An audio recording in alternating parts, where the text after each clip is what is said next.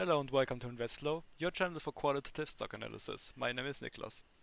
Today I will be doing a retrospect of the last year of 2021.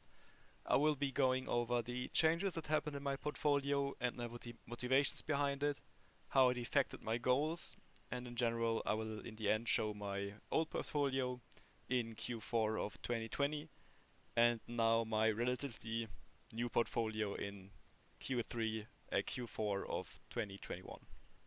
Let's take a look at my portfolio goals and how they change throughout the year. My main goal still is to build wealth, but my focus changed a bit away from dividends, which you will see later.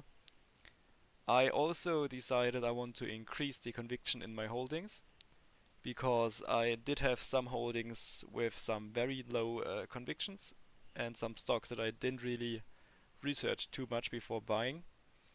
This should result in me being able to sleep better at night because from my own personal experience, if you own a stock you don't really understand and it drops, it can really impact you in the fact that you worry about it.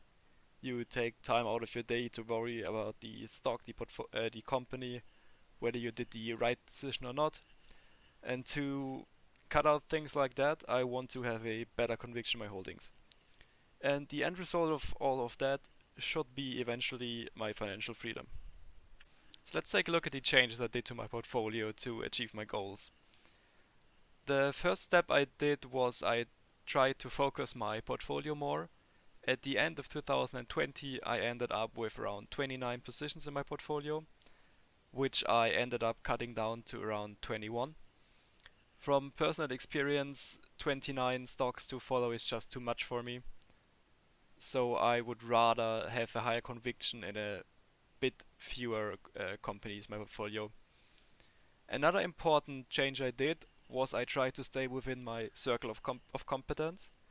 Having a circle of competence is one of the most critical aspects of building a portfolio, in my opinion, because going with the whole conviction thing, if you don't understand what a business does, then how should you build a conviction and how should you be able to accurately read earning reports and the general news flow? Then I also looked a bit at my home bias. If you don't know what a home bias is, it's basically when you are looking at stocks from your own country more in regard instead of looking at international stocks.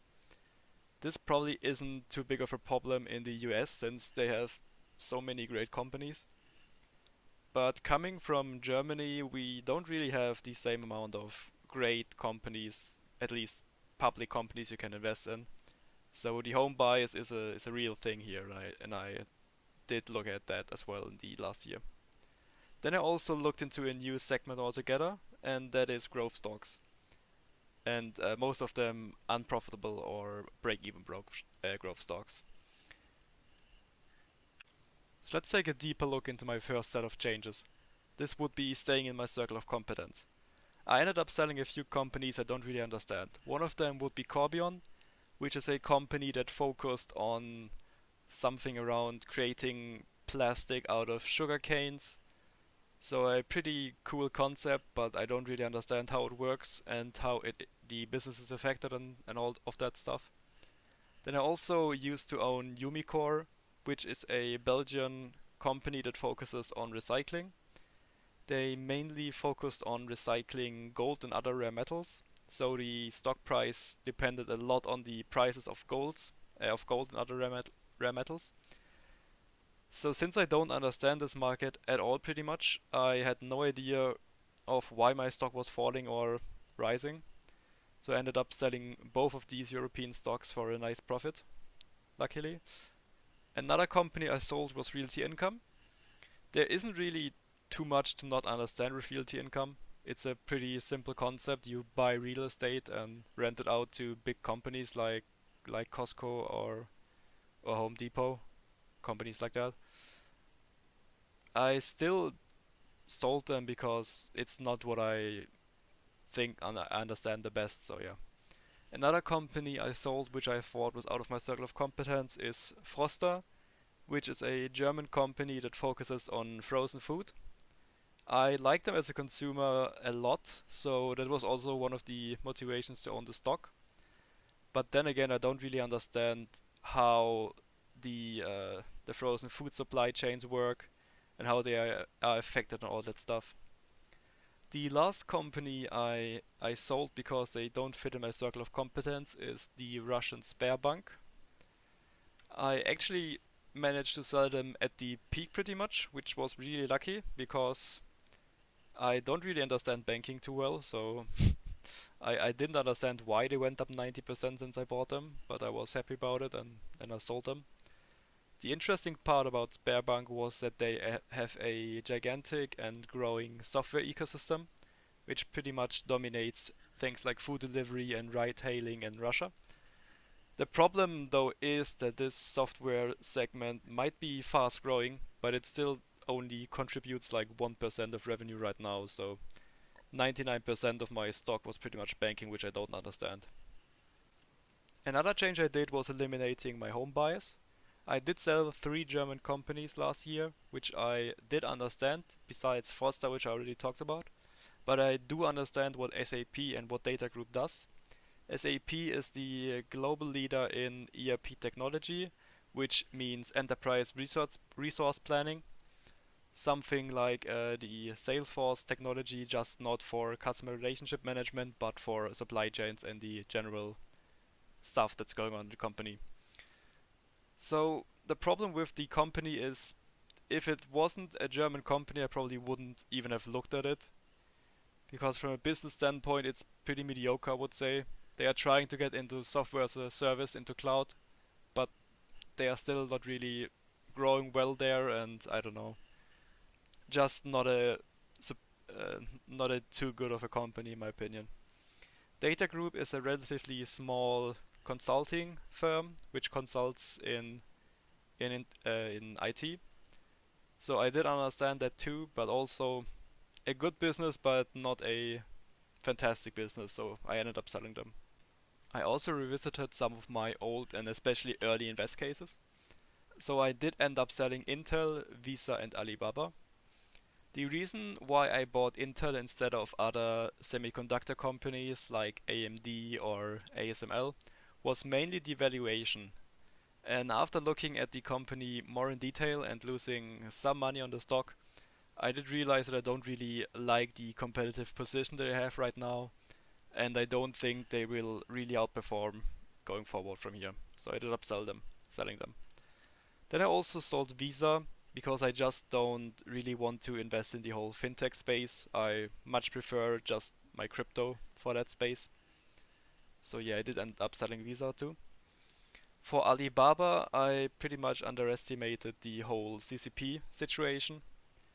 And yeah, a lot of stuff happened with Chinese internet giants, especially Alibaba and Tencent.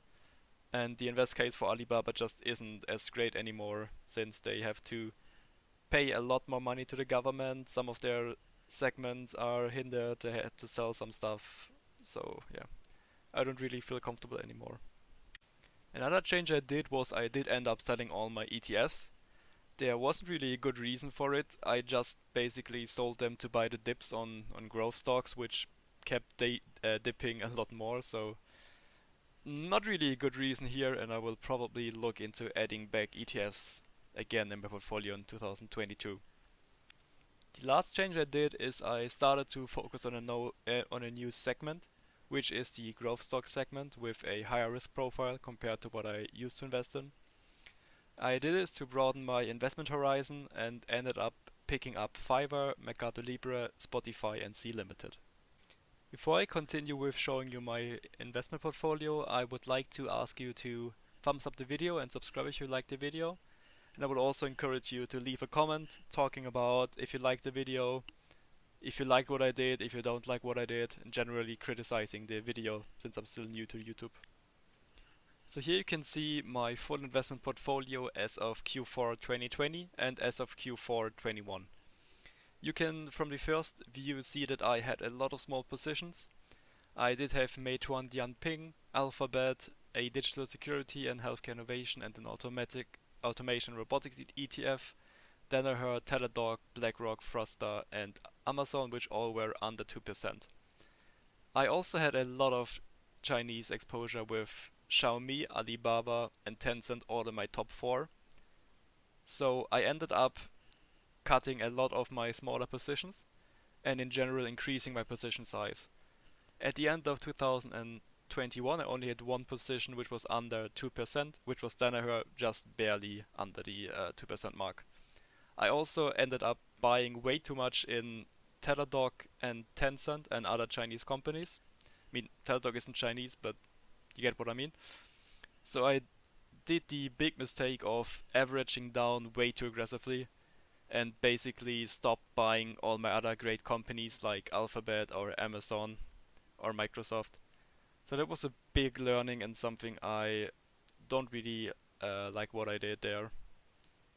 But in general, I'm pretty happy with my portfolio compared to the portfolio how it was 1 year ago, since I now pretty much only have companies which I understand and which I have deep conviction in. I also did change my dividend strategy. In 2020, I had a bigger focus on dividends, which was quite evident in my portfolio.